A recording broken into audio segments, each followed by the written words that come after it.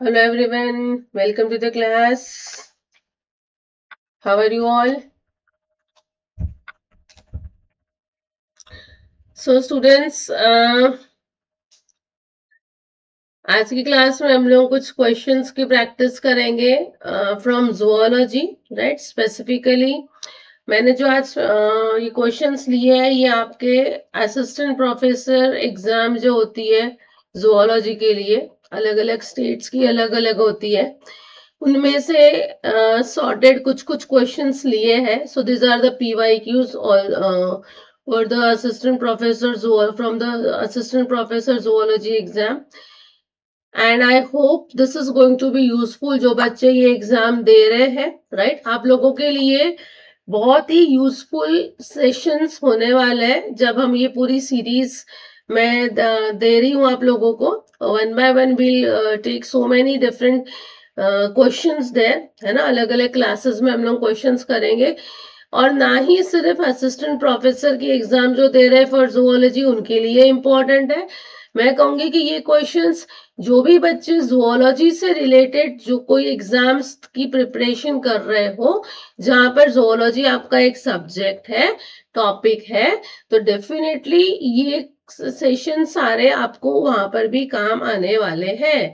जैसे कि gate exam की यदि हम बात करें, गेट एक्सेल जो है वहां पर आपको जूलॉजी भी एक सब टॉपिक सब सब्जेक्ट आता है, इजंट इट. आपको 5 सब्जेक्ट में से कोई 2 अटेम्प्ट करने होते हैं पेपर, उसमें से एक जूलॉजी भी होता है. तो जो बच्चे जूलॉजी देना चाहोगे तो उसके लिए ये क्लास भी बहुत ज्यादा इम्पोर्टेंट है.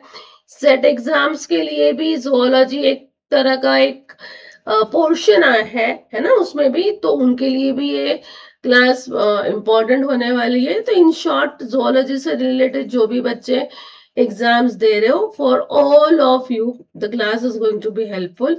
और ये एक ही क्लास नहीं, ये सीरीज ऑफ क्लासेस रहेगी. तो आप लोग सभी लोग सब्सक्राइब कर लीजिए स्टूडेंट्स, चैनल को यदि नहीं किया है तो एनरोल कर लीजिए, ताकि आपके नोटिफिकेशंस ऑन हो जाएंगे तो आपकी क्लासेस मिस नहीं हो पाएगी and you can regularly attend the classes. ठीक है, so will start with it. Link को बच्चों शेयर कर दीजिएगा with your friends also, so that they can also take the advantage of the questions and class. पहला question है students, hirudin is present in saliva of house fly, leech, fruit fly या फिर A and C both, यानी house fly and fruit fly both. Hirudin क्या है students? Hirudin एक तरह का एंटी कोएगुलेंट है. What is hirudin? Hirudin is a anti coagulant,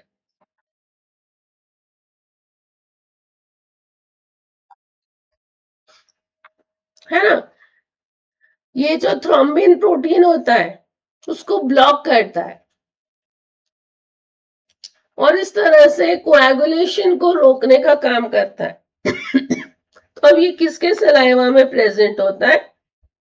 तो आपका करेक्ट आंसर आता है स्टूडेंट्स यहाँ पर, it is present in the saliva of Leach.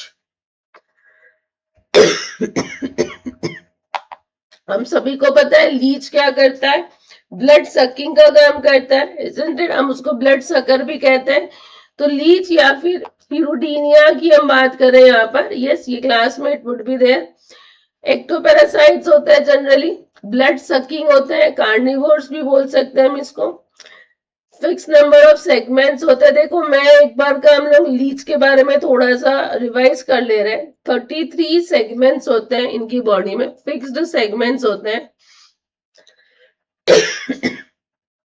हर एक segment students it could be breakup into 2 to 4 rings, 2 से 4 रिंग्स में ब्रेकअप हो सकता है इनका सेगमेंट्स का, या फिर जिसको हम एन्युलाई भी कहते हैं. ठीक है, जो सेगमेंटेशन होता है वो सारा बाहर की तरफ ही होता है, एक्सटर्नल सेगमेंटेशन ही देखने को मिलता है. इंटरनल सेप्टास यहाँ नहीं रहेगा, isn't it? साथ साथ में स्टूडेंट्स जो लीच रहेगी उसकी बॉडी में सामने और पीछे का पार्ट जो होता है, एंटीरियर और पोस्टीरियर एंड जो है, वहां पर सकर्स रहते हैं जो कि सक करेगा. दोनों साइड में, एंटीरियर और पोस्टीरियर साइड में सकर्स रहते हैं.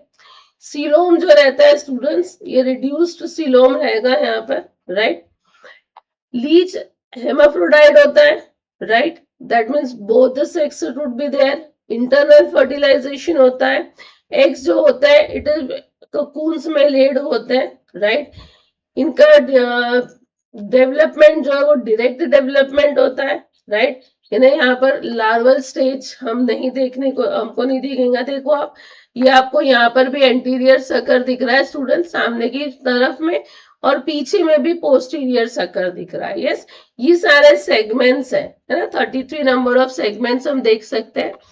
लीच में जो एक है हीरोडो मेडिसिनालिस, यस, ये लीच जो है स्टूडेंट्स ये बहुत ही ज्यादा इंपॉर्टेंट है मेडिसिनल पर्पज से, फार्मास्यूटिकल पर्पज से, इजंट इट?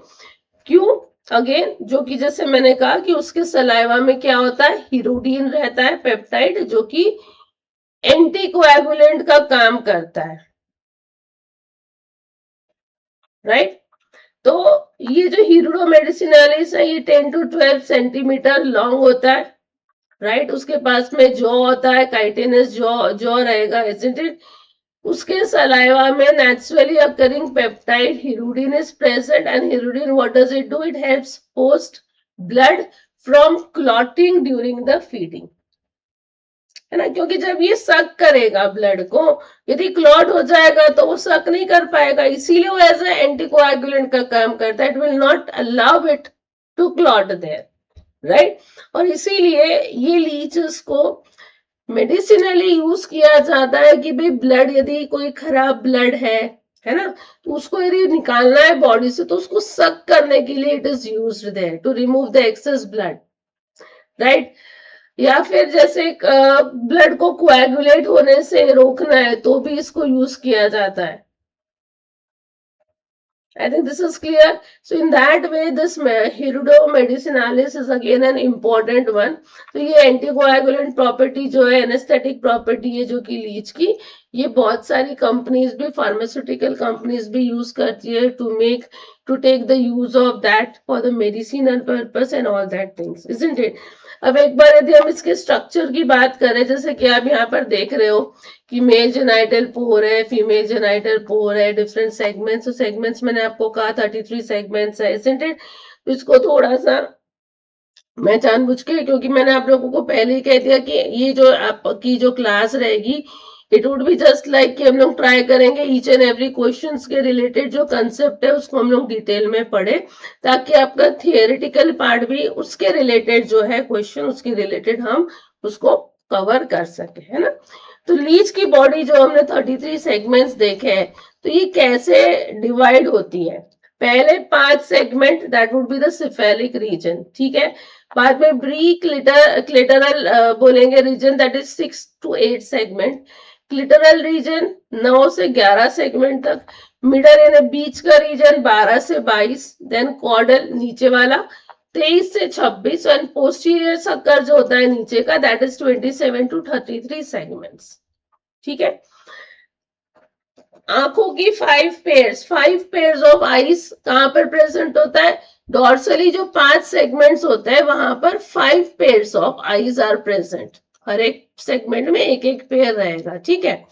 साथ साथ में स्टूडेंट सेगमेंटल रिसेप्टर ऑर्गन्स जो रहता है, राइट, यहाँ पे 3 पेयर्स रहेगा वेंट्रल साइड में, और 4 पेयर हमको देखने को मिलेगा डॉर्सल साइड में, that is your receptor organs, ठीक है। नीचे की साइड का जो सर्कल होता है एक तरह का डिस्क जैसा बनाता है, इजंट इट, जिसके कारण वो सर्कल से ये लीच सरफेस को पकड़ के भी रखता है, अधेशन के लिए भी काम आता है, और ये सर्कल से वो मूव भी हो सकता है ना, लोकोमोशन के लिए भी काम आता है। जबकि ऊपर की तरफ का जो सर्कल है, एंटीरियर सर्कल जो है, ये जनरली माउथ का काम करता है, isn't it? ये ओवल शेप होता है, और पोस्टीरियर सर्कल जो होता है नीचे का ये सर्कुलर शेप होता है, गॉट इट? फिर यहाँ पर जो नेफ्रीडिया होता है लीच में 17 pair, right, nephridias are 17 pairs, और ये अरेंज्ड होता है कहां से कहां तक? 6वें से लेके 22वें सेगमेंट तक nephridias are arranged, right.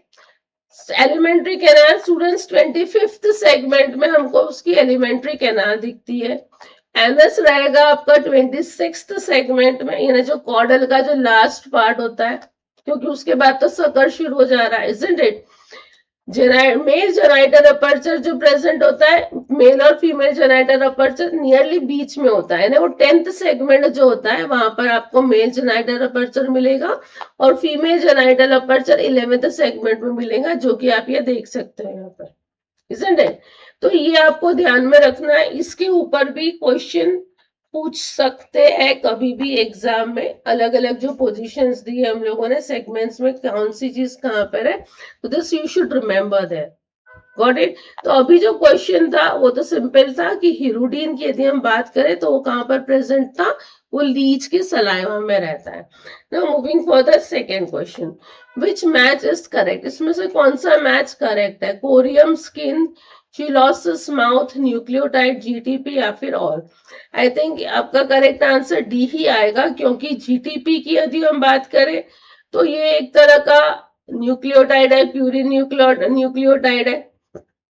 Cheilosis की बात करें तो ये भी जो इन्फ्लेमेशन होता है लिप्स में, होठों में, अगेन जो उसको अफेक्ट करता है, इन्फ्लेमेशन यदि रहेगा तो उसको हम चिलोसिस कहते हैं, तो it is nearly related to the mouth. Korean students, जिसको हम लोग मिडल लेयर ऑफ स्किन या फिर डर्मिस लेयर जो बोलते हैं उसको कहते हैं, तो it is again related to the skin, है ना? तो ये तीनों की तीनों चीजें मैच जो हुई है वो करेक्ट ही है, इसीलिए आपका करेक्ट आंसर आएगा D, that is option number D. Option sorry, question 3 is division of labour is clearly observable in, division of labour कहां पर हमको क्लियरली दिखता है? लेशमीनिया में, एंडामीबा में, मोनोसिस्टिस में या फिर हाइड्रा में? Leishmania, Entamoeba, Monocystis all are unicellular वीकेंस है ना? एक ही सेल रहेगा जहां पर सब सेल्युलर डिवीजन हमको देखने को मिलेगा। अब डिवीजन ऑफ लेबर यानी क्या होता है? सबसे पहले तो यदि मैं ये बात करूं, what is division of labour? Division of labour यानी अलग अलग जो पार्ट्स है बॉडी के, राइट, उसको स्पेशलाइज्ड करना to perform a specific task, right, यानी हर एक पार्ट में एक अलग स्पेसिफिक टास्क करने के लिए उसको, बॉडी को इस तरह से हम डिवाइड करें। जैसे हाथ है तो हाथ एक अलग काम करेगा, पैर अलग काम कर रहा है, आंखें अलग काम कर रही है।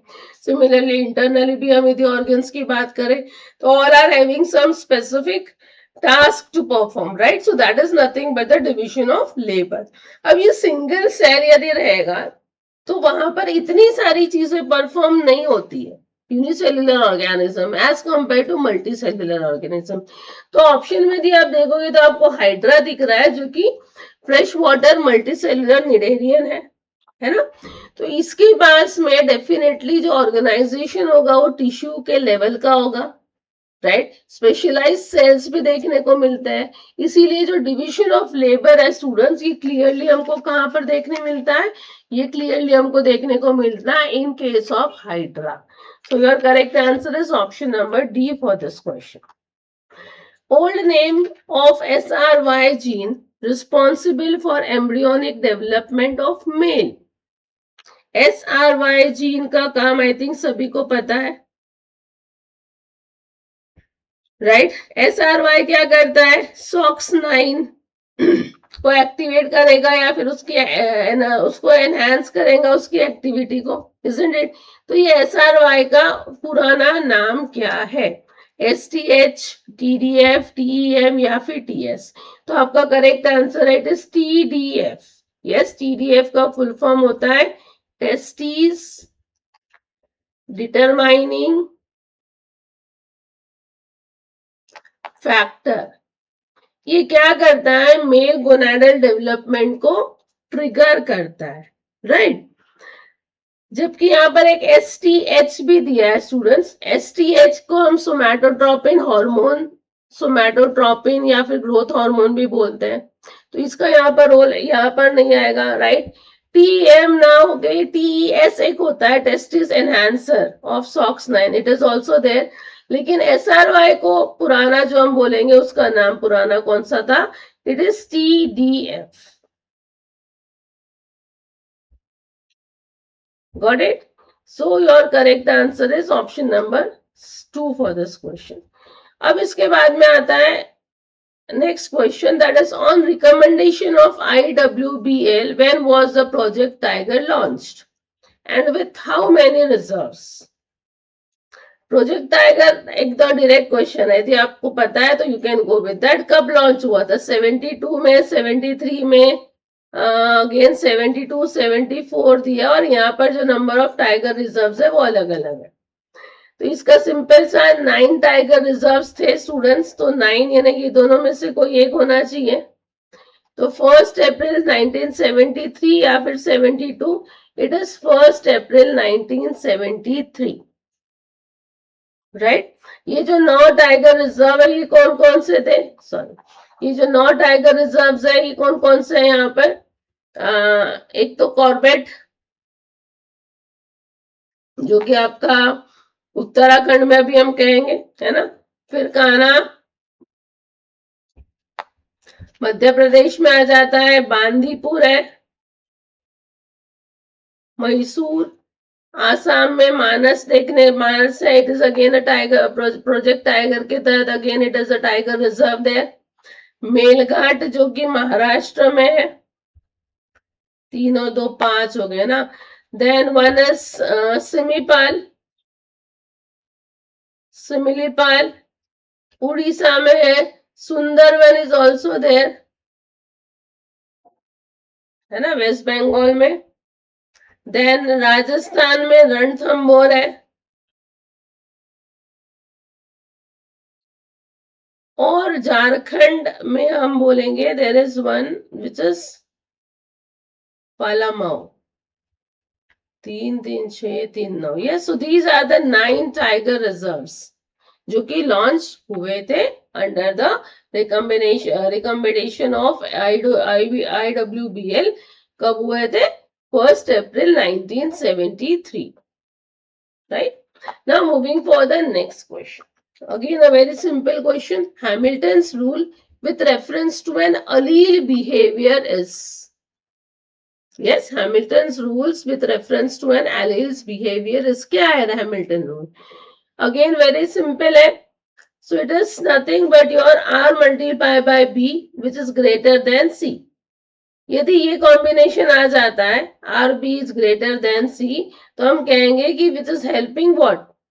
यदि हेल्पिंग हो रही है तो helping is favoured, helping is favoured by natural selection, है ना.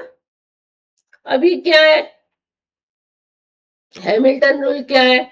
सिंपल वे में हम कहेंगे कि क्यों ये it is a rule like कि हमको बताया था कि क्यों कोई ऑर्गेनिज्म अपने रिलेटिव्स को कभी हेल्प करेगा.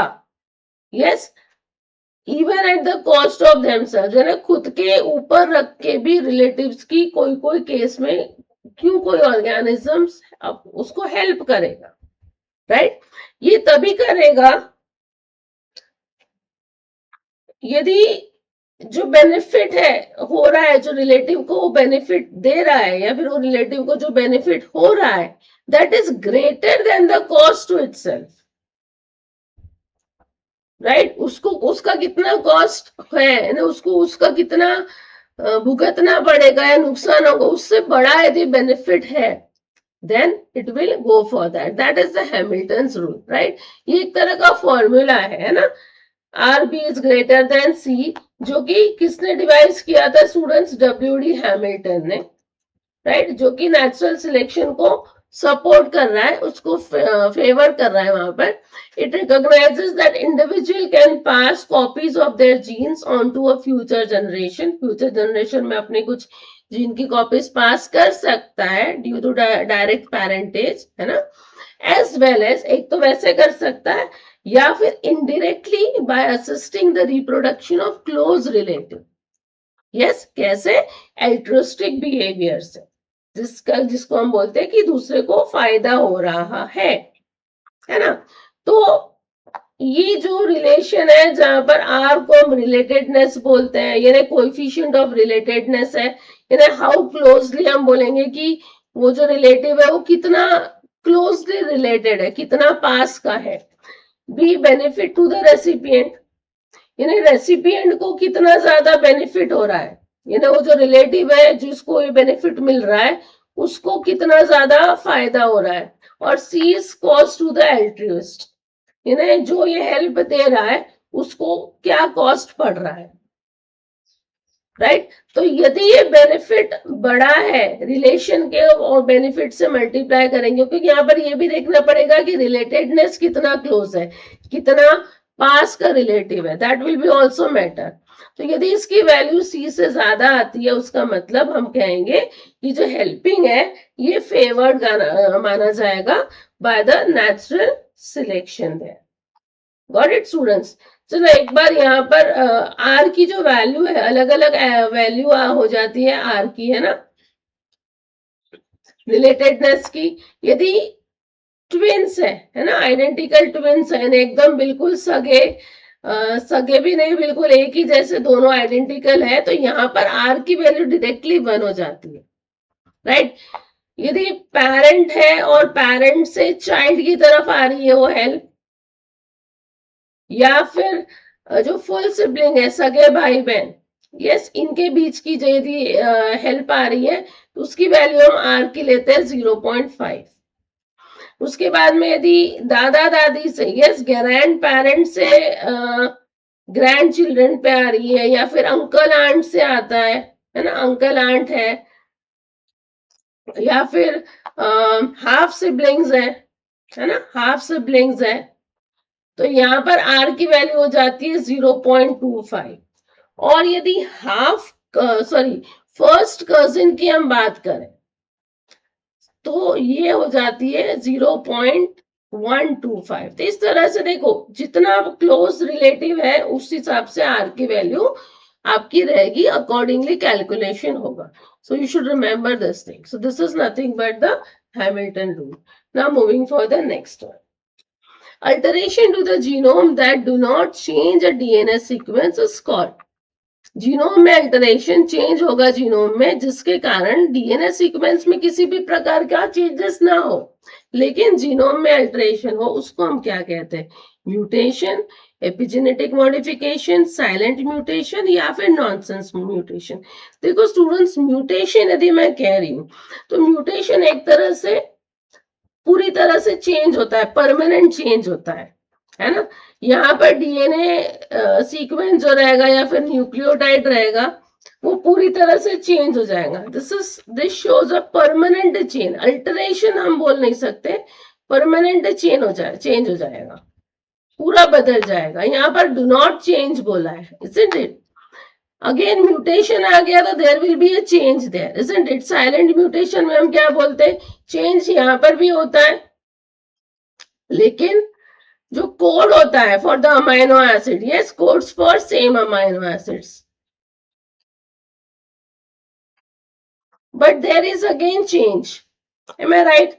नॉनसेंस म्यूटेशन में हमको पता है कि रेगुलर कोड जो है ये किस में कन्वर्ट हो जाता है, स्टॉप कोडॉन में कन्वर्ट हो जाता है। तो अगेन यहाँ पर ब्रोकन प्रोटीन या फिर अनफिनिश प्रोटीन ये बनेगा, so there is again a changes.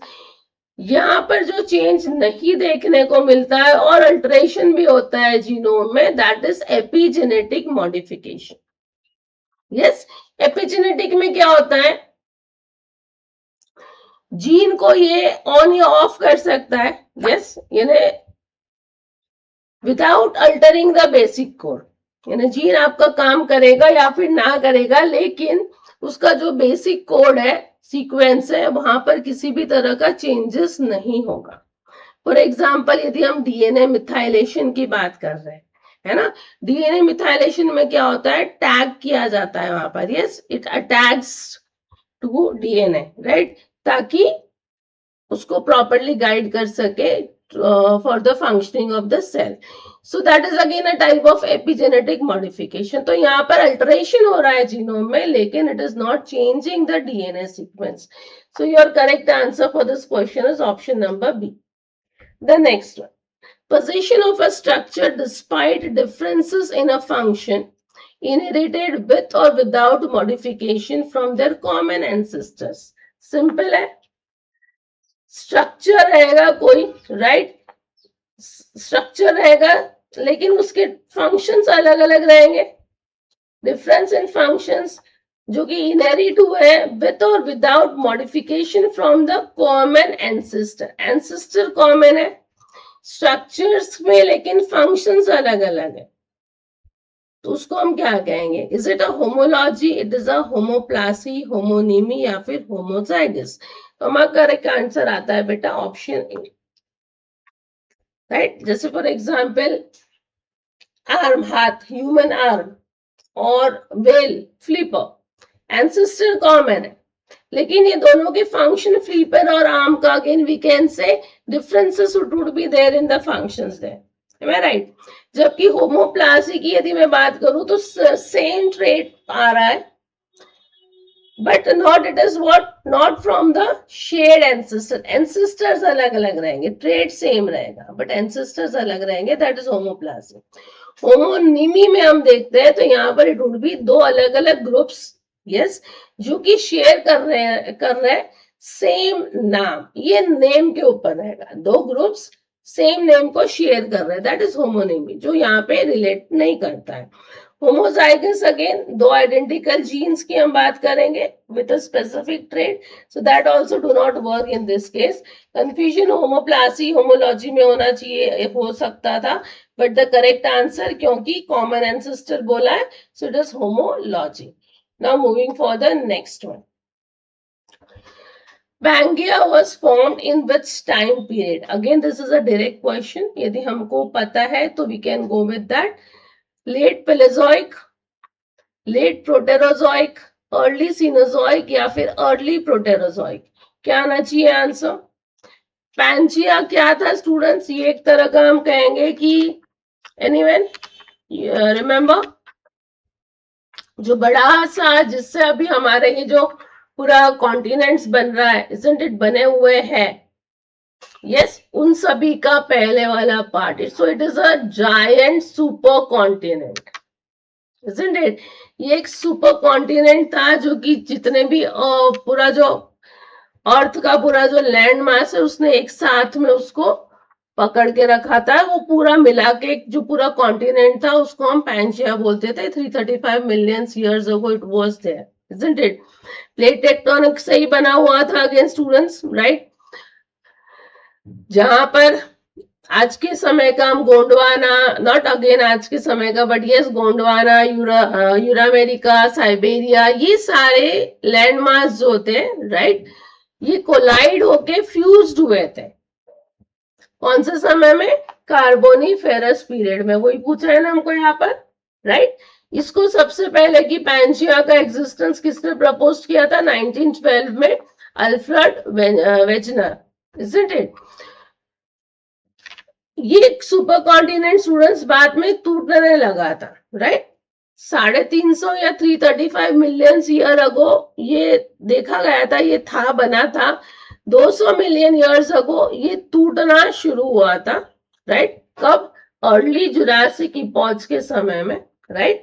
और उस टूटने के कारण अभी जो हम लोग 7 कॉन्टिनेंट्स देख रहे हैं, राइट, और अटलांटिक और इंडियन ओशंस देख रहे हैं, it is due to this breakdown of this super continent. Got it? तो हमको क्वेश्चन में क्या पूछा है कि कब फॉर्म हुआ था? आप कार्बोनिफेरस पीरियड बोला है तो आपका करेक्ट आंसर कौन सा होगा? Late Palaeozoic period it would be there. I hope this is clear. Now the next one, which of the following represents a set of animals showing discontinuous distribution?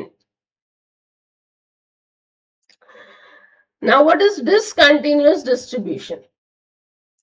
Discontinuous distribution यानी ये कब होता है generally कि जब किसी तरह का डिस्टर्बेंस हो रहा है।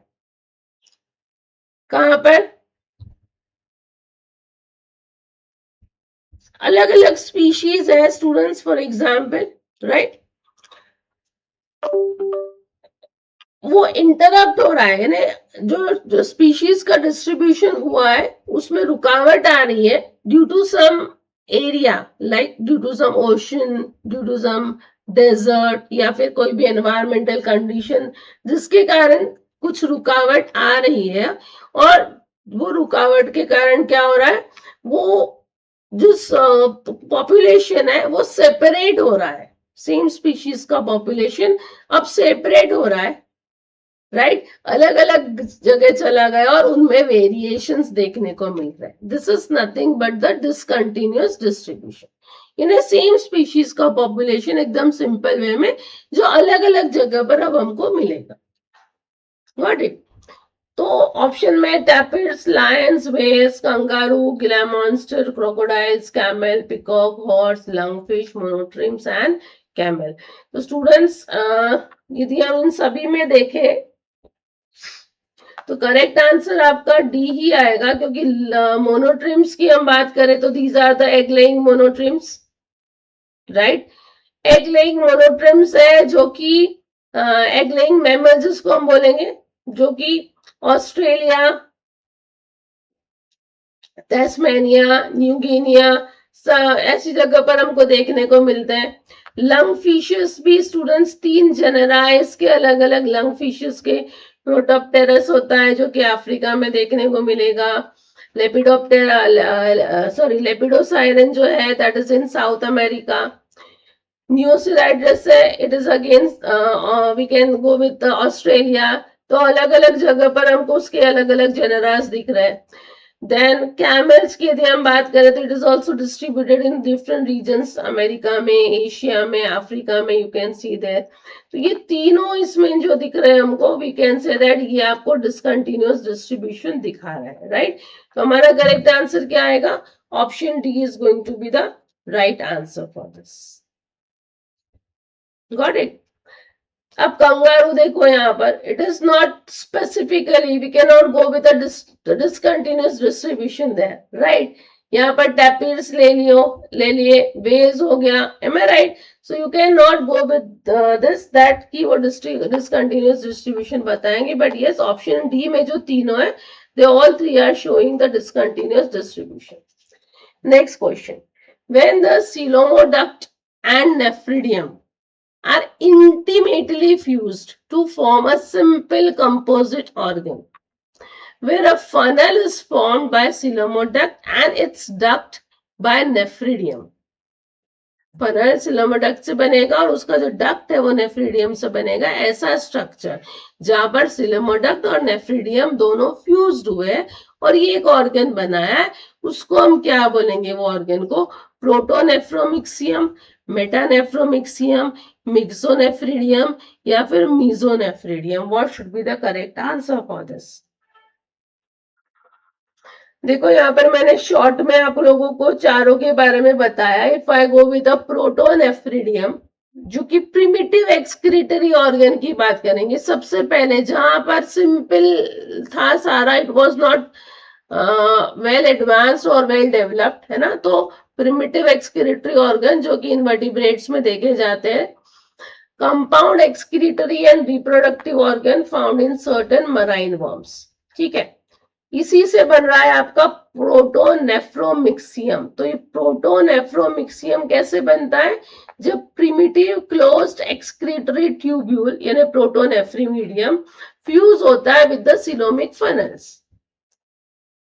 तो सिलोमिक फनल या फिर सिलोमोडक से क्या फ्यूज हो रहा है? प्रोटोनेफ्रिडियम फ्यूज हो रहा है. ठीक है, तो उसको हम बोलेंगे प्रोटोनेफ्रोमिक्सियम.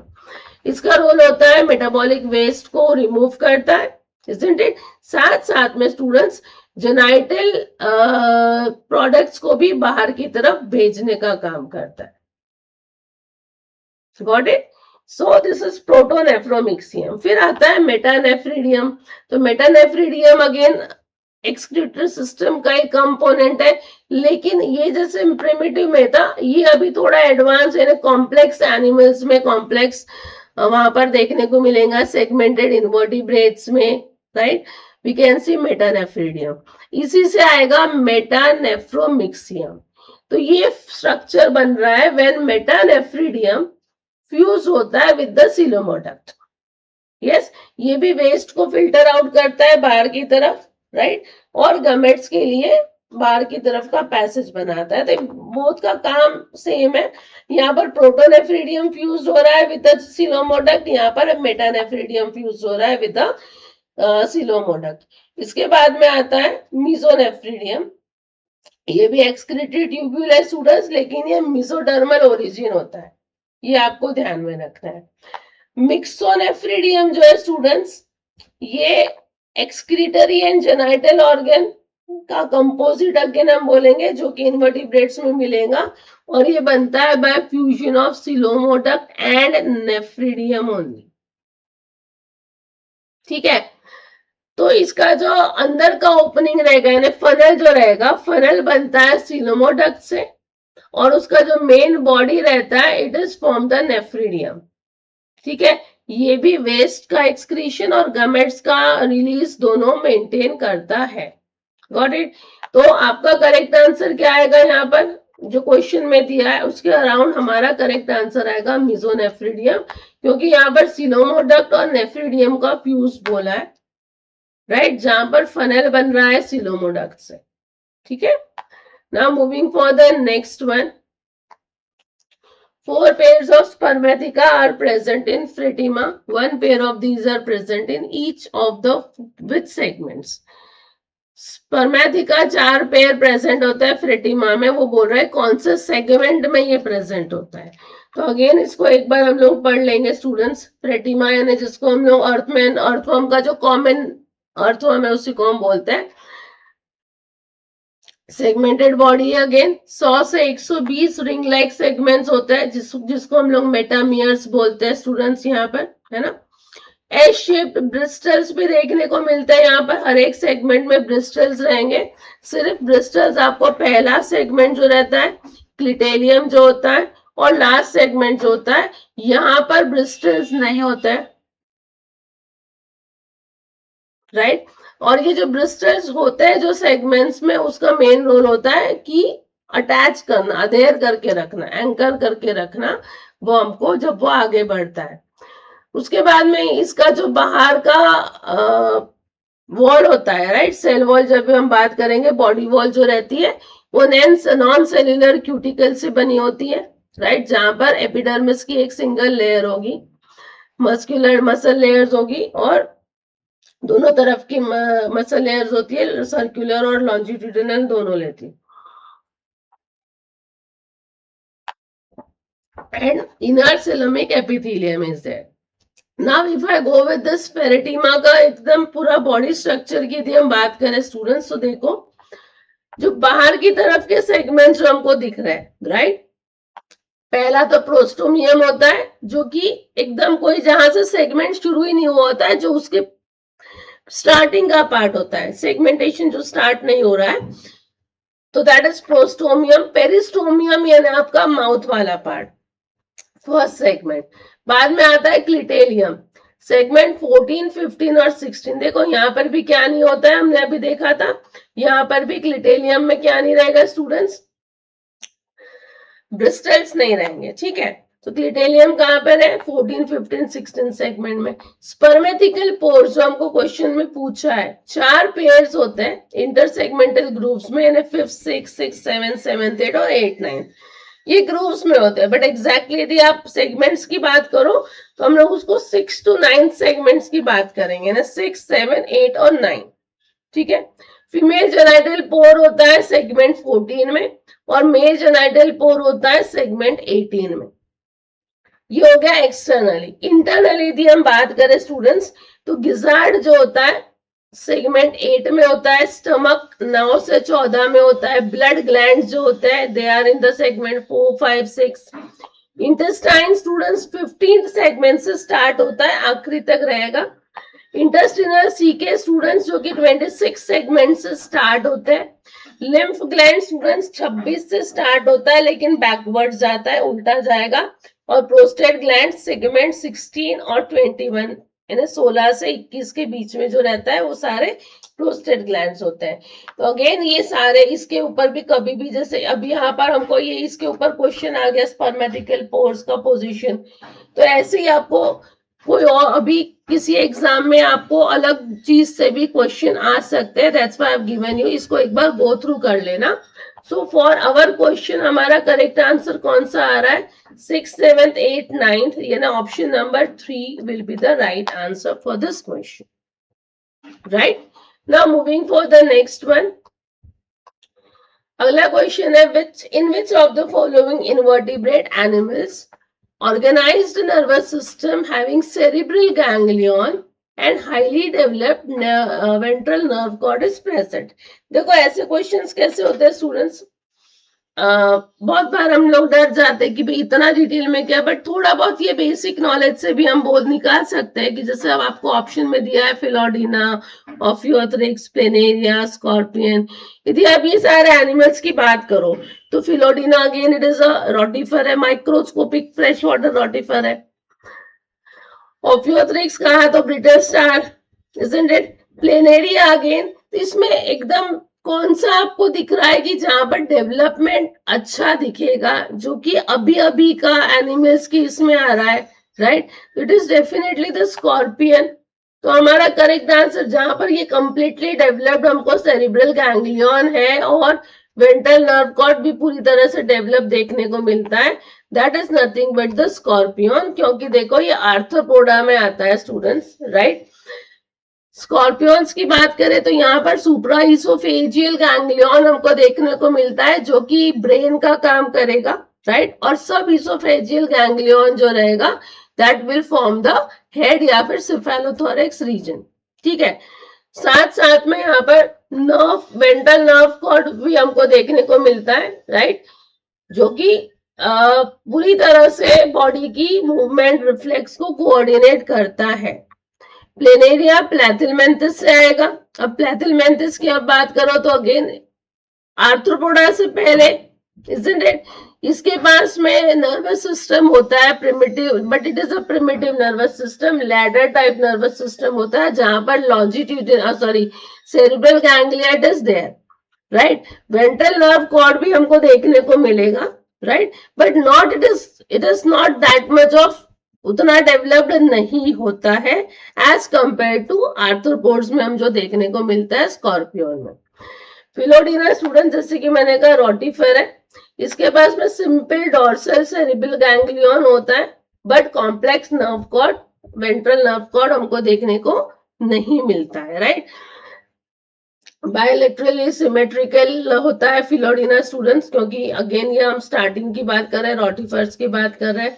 डॉर्सल सेरिब्रल गैंग्लियन देखने को मिलेगा, राइट?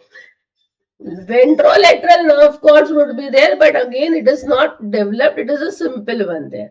ऑफियोथ्रिक्स जो कि इकाइनोडर्माटा यानी ब्रिटल स्टार्स की बात कर रहे हैं, तो यहाँ पर रेडियल नर्व रिंग रहेगा, decentralise radial nerve rings will be there, जो कि ऑर्गेनाइज्ड रहता है, राइट?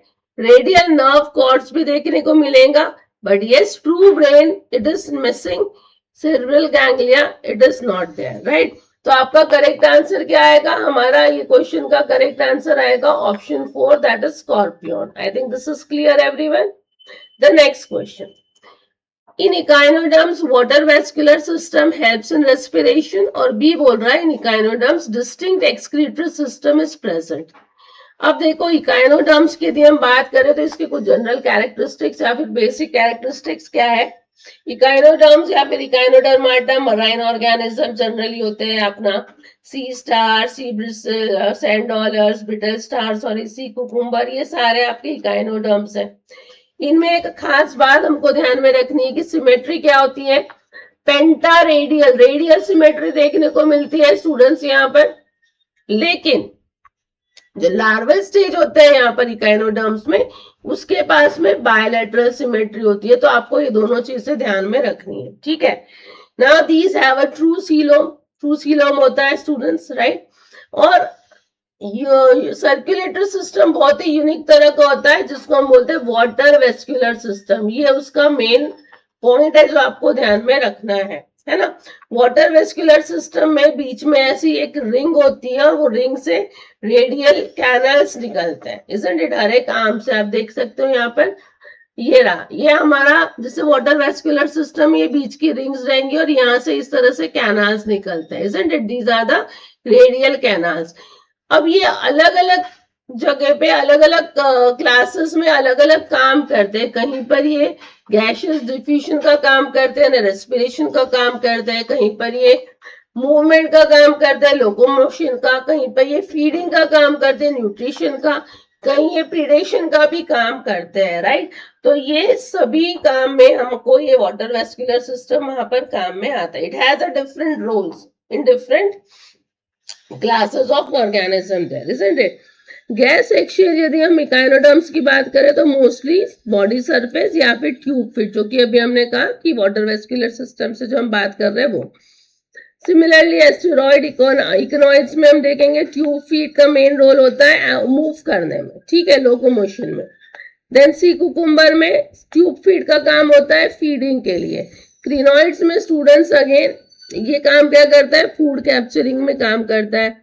ब्रिटल स्टार में भी फीडिंग का काम करवाता है अगेन, ये भी, इजंट इट। सिमिलरली काइनोडर्म्स की जो आपका एपिडर्मिस होती है, again it is having calcium carbonate से बनी होती है, राइट, जिसको हम ऑसिकल्स भी कहते हैं। सिमिलरली यहाँ पर हम पोडोसाइट सेल्स भी देखते हैं जो कि एक्सक्रीशन या फिर फिल्ट्रेशन में काम आते हैं, इजंट इट। और ये पोडोसाइट भी किसके साथ में कनेक्टेड होते हैं, कैनाल्स होती है, जिसको जहां पर हम बोलेंगे उसकी ओपनिंग को बोलते हैं मेड्रेपोराइट। आप देखो ये देख रहे हो, ये मेड्रेपोराइट है, यहाँ से पानी जो है वाटर का again we can say movement यहाँ से हमको देखने को मिलता है। Very sorry, isn't it. Nervous system Echinodermata में सिंपल होता है, simple structure with nerve ring at a centre और अगेन 5 रेडियल नर्व्स रहेगी। स्पेशलाइज्ड एक्सक्रीटरी ऑर्गन नहीं प्रेजेंट रहता है यहाँ पर। सेक्सुअली डायमॉर्फिक होता है स्टूडेंट्स, राइट। फर्टिलाइजेशन एक्सटर्नल होता है, 5 अलग अलग क्लासेस में डिवाइड होता है फाइलम। एस्ट्रोडॉइड जहां पर सी स्टार होता है, ऑफिड्यूरा, इकाइनोडिया, क्रिनोइडिया और होलोथ्रूरिया, इजंट इट। तो इस तरह से ये था इकाइनोडर्म्स का। तो हमको जो क्वेश्चन दिया है कि water vascular system help in respiration, ये बिल्कुल सही है। Distinct excretory system is present, नहीं, डिस्टिंक्ट एक्सक्रीटरी सिस्टम नहीं होता है स्टूडेंट्स, ये सही है, बी गलत है। तो option 4 is the right answer for this question. I hope this is clear all of you. Now one more question.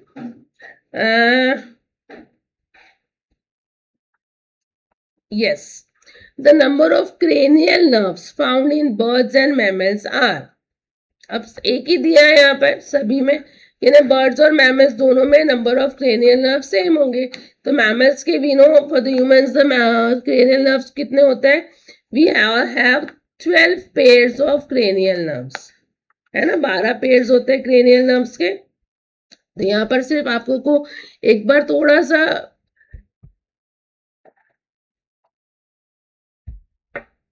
Point discuss कर लेंगे कि डिफरेंस क्या होता है।